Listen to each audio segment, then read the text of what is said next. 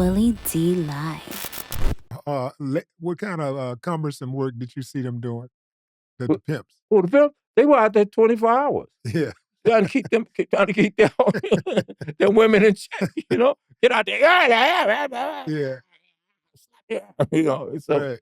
nah. I don't want to work 24 hours. I'm too lazy. I ain't gonna lie. That's probably why one of the reasons I'm an actor goes, 'cause when I was a kid, I worked on them farms. I threw hay. I worked on chicken farms Yeah. and pig farms and dairy farms. I enjoyed the hell out of it. I enjoyed being out there at 100-degree temperature, throwing 100-pound bales of hay. But I knew I wasn't what my life was gonna be, Right. But yeah, but that father teaches them. And that's what I started to say, is the fact that when even the pimps and the hustlers and stuff, if you were an athlete or you were on the right track academically, those guys would say, "Get the hell away from here. Get your little punk ass Right. back to school." That's right. Yeah. They protected you. They protected their neighborhood. They knew what they were doing was not right, and it's not even what they wanted to do. It was just, I wrote a script about Fillmore Slim.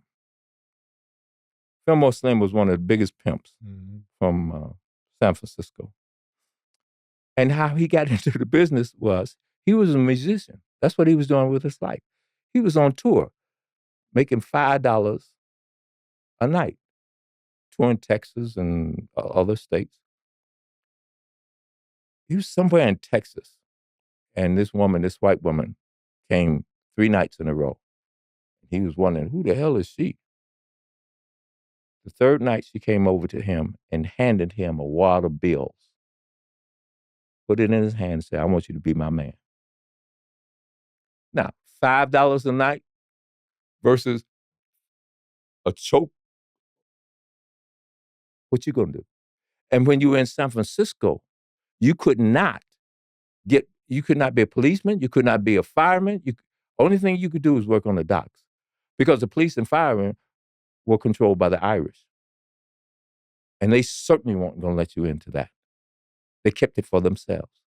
So the only thing you could do would be, so I wrote the script about his journey as a man and how he got to be who he was and how he turned it around eventually. Those are the stories we need to see. It's not just because, I want to be a pimp. That's my life story. No, it's like, Yeah, that's a good point, man. Yeah, that's a really good point. What is it that Black actors are missing in regards to longevity? What kind of game can you give them to encourage them on a path to longevity in the game? first of all, it has to be in here. It's not just wanting to be a star, not wanting to make money. It has to be in here. It has to be something that you yearn to do. You want to be an actor.